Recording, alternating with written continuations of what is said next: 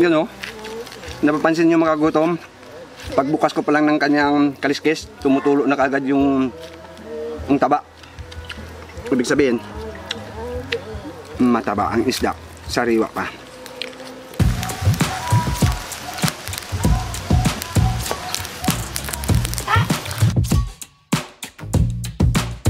Magandang hapon mga kagutom! Nandito naman si Kibiyang Mantit, nagbabalik sa inyo mga kagutom. Ako lang muna mga kagutom. Pero ngayon mga kagutom, ipagluluto ko kayo ng kinamatisang bayang. Meron po ako ditong isda na bayang, preskang isda. Sasabawan natin yung kalahati at saka yung buntot. Iiyawin po natin mga kagutom. Ito po yung gagamitin natin sa pagsabaw. Ito po yung mga sangkap na gagamitin natin. Siyempre bago yung mga kagutom, lilinisan muna natin yung ating bayang at kunan natin ng kaliskis. Mga kagutom, mayroon ako ditong hugas bigas. Ito po yung gagamitin natin sa sabaw.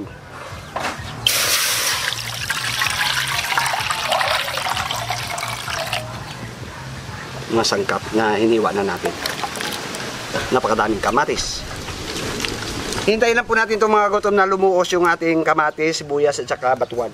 Mga kagutom, babalikan natin yung ating nilaga tuloy. Ayan na. So pag ganyan na po yung kamatis mga kagutom na luos na, at pwede na natin ilagay yung ating isda, bayang, napakatabang isda. Saka yung mga sangkap pa uli, yung pampalasa. Mas matagal na pagpapakulo, mas masarap yan mga kagutom. Mga kagutom, inuumpisahan ko ng halwalo. Oh. Yan na. Naku, surbol yung sabaw. Titikman natin kung surbol. The natural.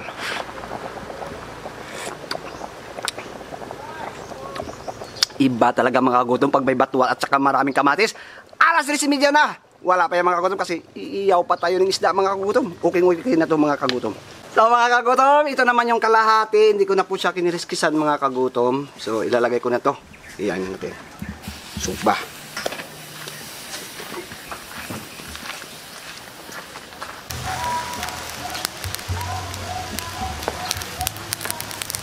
So ayan na mga kagutom, okay na yung ating sinugba na isda. Kahit hawakan ko pa yan.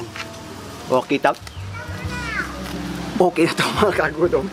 So yan na mga kagutom, prepare na yung ating pagkain. Pero bago yan mga kagutom, dadasalan muna natin ito mga kagutom. Ang mga anak ng Espiritu Santo. Ama sa langit, maraming salamat po sa araw, sa biyaya niyong pinagkaloob. At itong pagkain, makumbigay sa amin sinsa sa araw sa hamon ng buhay. Gabayan ka mga viewers, bigyan din sila makain, pangailangang kalusugan at kalikasan nila sa araw-araw pamumuhay at ilayo din sila sa masama. Galaman po Ama, Amen. Ano pa hinihintay? Sando ka na!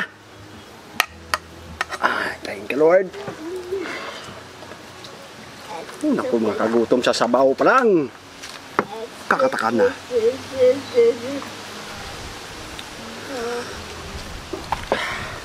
Sabaw muna.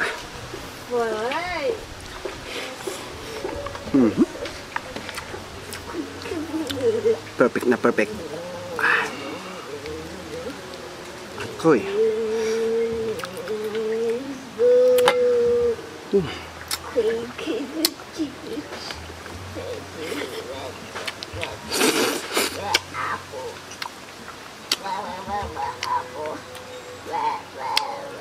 Naku mga kagutom.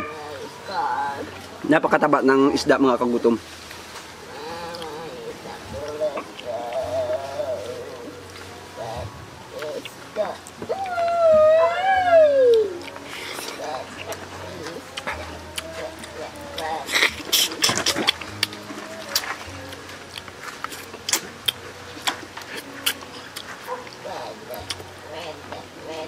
Wow, suabe.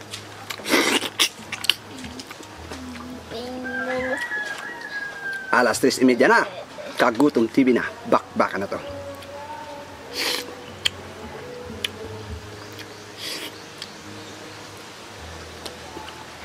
Yun lang, ingat lang kasi mga gutom. Malalaki yung tinik. Mas masarap yung banda dito sa ng isda.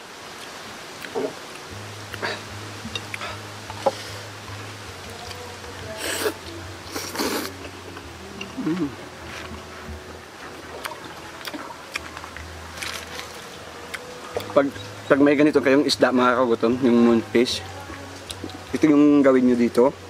Sabawan ninyo at saka iyawin ninyo.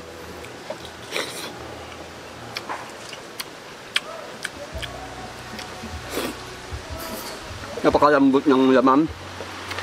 Taba ng isda, sariwa. Siyempre dito sa amin sa probinsya mga kagutom, sariwa talaga yung mga isda dito mga kagutom. Pagkahuli, hindi naaabutan ng ilang linggo, ilang araw, luto na kaagad mga kagutom. Mas iba yung lasa ng sabaw pag sariwang sariwa.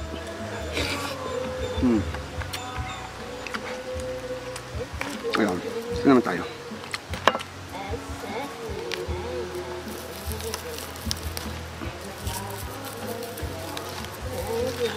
Yan o, napapansin nyo mga kagutom, pagbukas ko pa lang ng kanyang kaliskis, tumutulo na kaagad yung taba. Ibig sabihin, mataba ang isda, sariwa pa.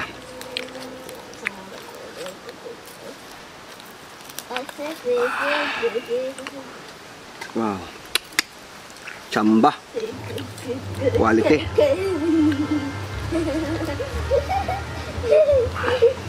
Meron yatang handaan doon sa kabilang bahay.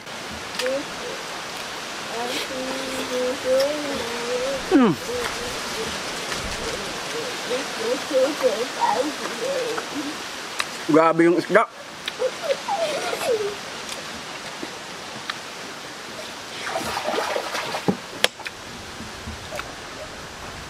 Napaka taba talaga mga kagutom.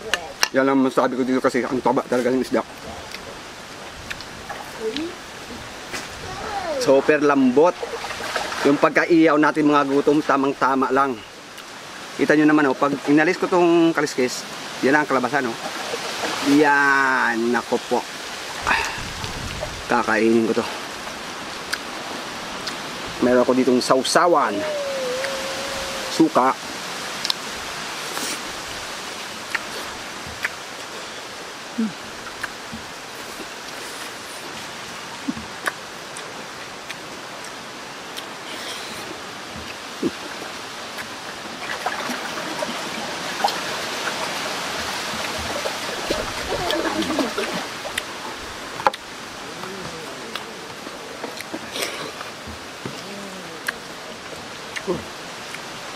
pinawisan ako dito.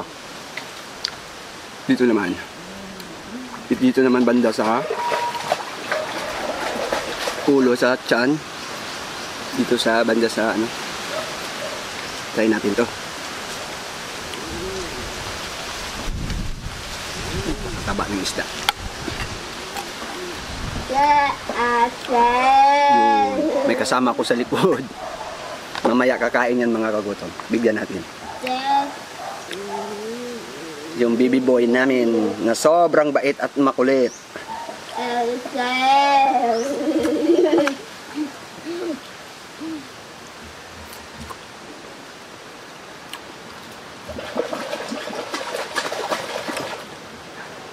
Shout out pala kayo ni Goberbor.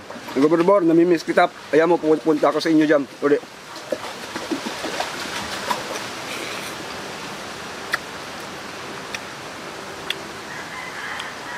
Busy kasi. Sana makasama ko eh.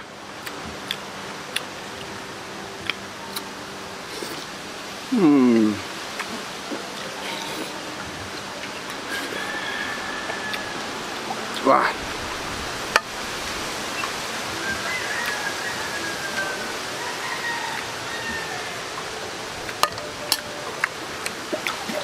Ganitong isda mga gutom, ano nyo kung magkano dito presyo dito sa amin? Ang mahal. Megit 300 plus. Iwan ko kung sa inyo mga kagutom. Paki-comment po kung magkano yung ano, kasi dito, grabe, yung presyo. Hindi na bumababa. Tumataas ng tumataas. Pero sulit naman kasi pag sariwa at nabili mo, nako, hindi ka rin lugi.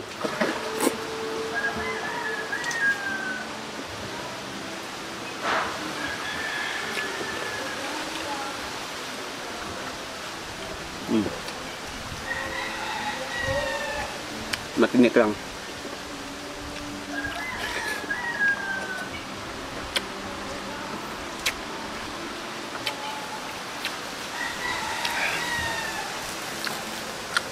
Yan. Okay lang po yung masunog yung balat kasi bali mo yan po yung kumakaber.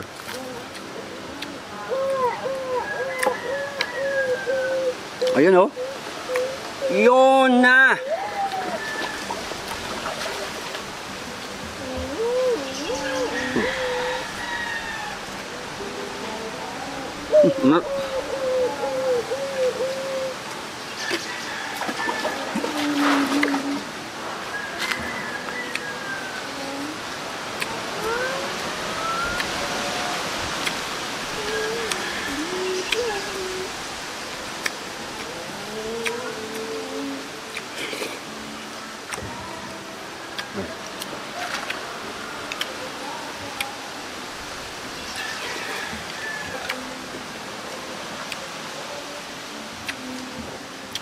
Mas maganda yung ano dito, sabaw kasi malasang malasa.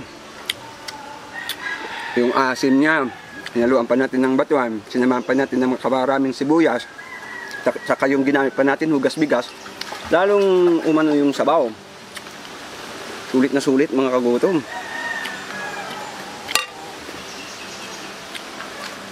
Dumidikit kasi yung ano ng ano, isda.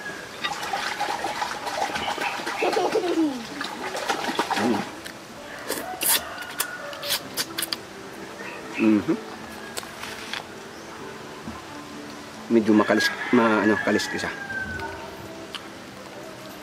Ayun.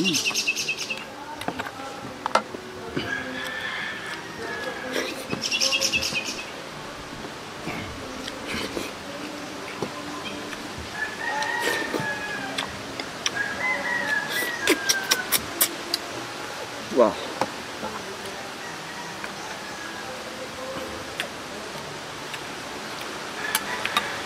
Pasensya muna kayo mga kagutom. Wala muna akong isa-shoutout sa inyo.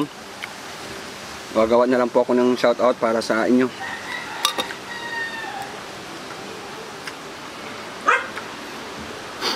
Grabe init. Lumipat tayo mga kagutom kasi sa ating pisto mainit na doon. Kaya dito kahit papaano may puno, ma-relax tayo mga kagutom. Wow. Napakasulit ng ulam ni Titit ngayon.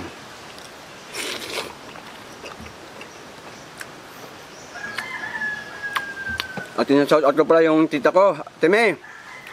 Happy birthday.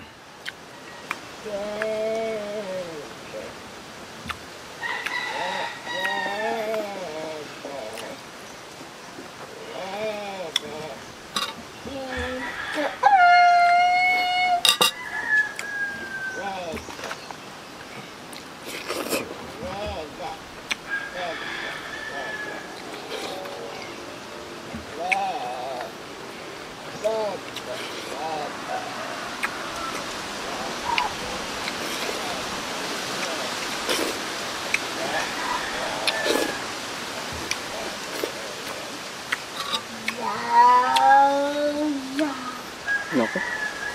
Sarap yung sinugba ng isda. Sarap ipulutan. Ang taba.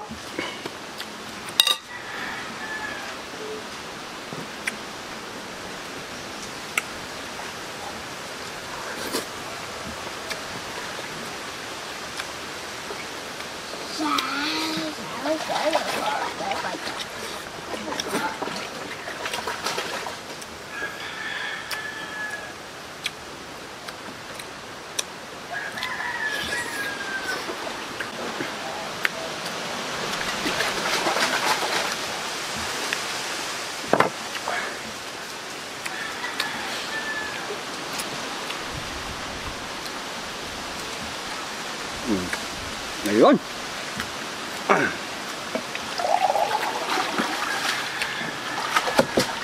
Mga kagutom, nabusog po tayo. Kadami-dami, hindi ko po maubos to, pero sulit yung isda at sulit yung niluto natin. Gayahin po nito mga kagutom, hindi kayo magsisisi. Basta huwag kalimutan, pagpatak na kasi media Kagutom TV na. Bakbakan na yan mga kagutom. Water therapy.